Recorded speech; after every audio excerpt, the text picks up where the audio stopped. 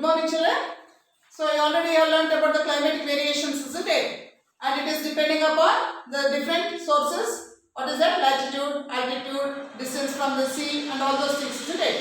So distance from the sea, I told you if it is far how it is, if it is near how it is. So we'll continue with that now. On the contrary, places away from the sea generally have an extreme climate with very hot summers and very cold winters. See, places away from the sea. If there are places away from the sea, from very far from the sea, what happens? It will generally have an extreme climate. Extreme climate means both the things you can see, very hot and very cold seasons. So, generally have an extreme climate with very hot summer. In summer it will be very hot and in winter it will be very cold. So that is called as extremes. Okay, opposite.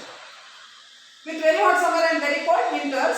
For example, even though Chennai earlier it was Madras, isn't it? Now it is called as Chennai. Even though Chennai is closer to the equator, see Chennai is closer to the equator. Equator, I told you, the centralmost part of the globe, isn't it? Equator, it experiences moderate type of climate as against Delhi, which lies farther from the equator and yet experience hotter summer. So Chennai, it is very close to the equator. What happens? It experiences moderate type of climate. Why? Because there is presence of sea in Chennai. Whereas in Delhi it is not there. So what happens, you see? Though Chennai is closer to the equator, it experiences moderate type of climate, means what? Not very hot, not very cold. It is moderate of climate as against Delhi. Where is Delhi? Delhi is very far. Okay. Delhi, which is lies farther from equator. From equator it is far. And yet experience hotter summer. Why? There is no presence of sea near to it. Understood? So there will be more and more heat of the sun falling. So they have got more hot summer. This is because of Chennai's location is near the coast. Means it is near the sea. Chennai is near the sea. Delhi is very far from the sea. Did you understand? Coming to direction of winds.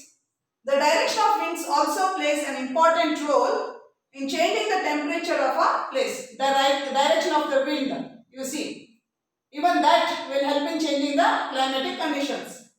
How the winds affect the climate depends upon the area that they come from. So, the winds affect the climatic conditions. How it is, which direction it is coming. It all calculates for the climatic changes. So, how the winds affect the climate depends upon the area that they come from. Winds blowing from hot areas. This is very important. Listen to me.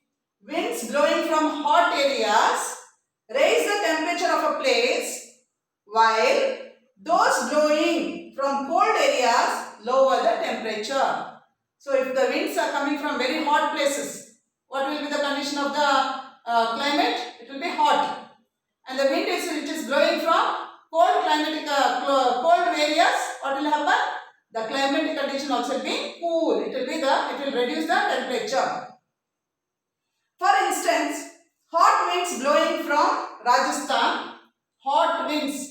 Definitely it is a desert area, isn't it? So what will be the condition of the wind? Wind also will be hot. So hot winds blowing from Rajasthan make Delhi and parts of western Uttar Pradesh very hot during summer. This is very important.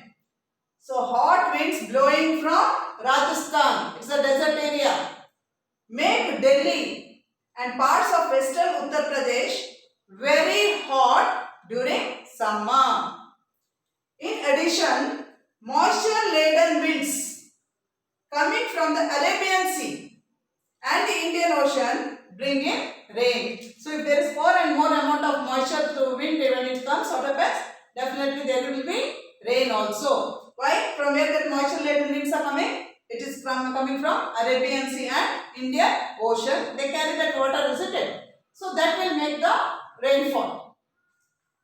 Coming to humidity.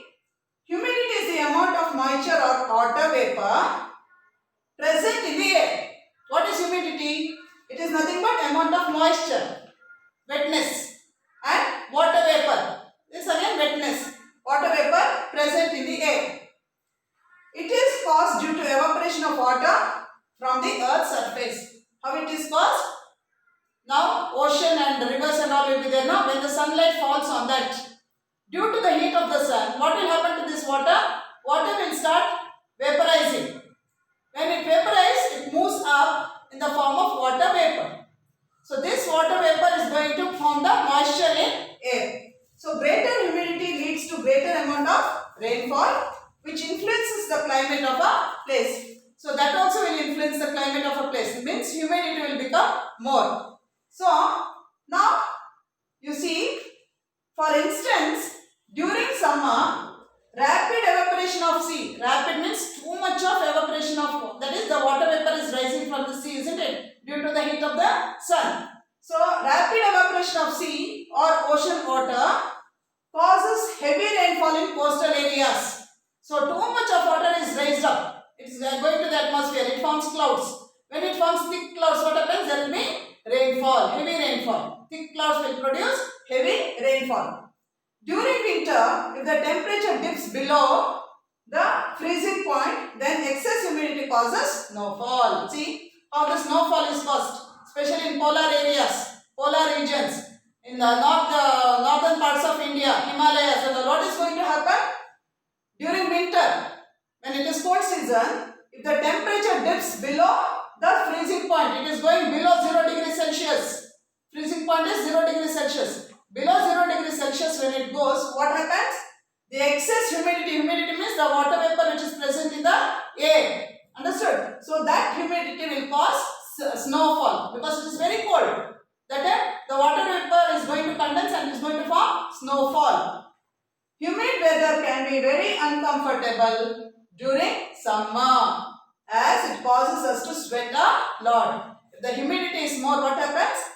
People will start sweating more. Especially you see in the coastal areas during summer season, if you go, in those places you sweat so much because of the humidity which is present there. Understood? So let me stop it here. We'll continue in the next class. Thank you.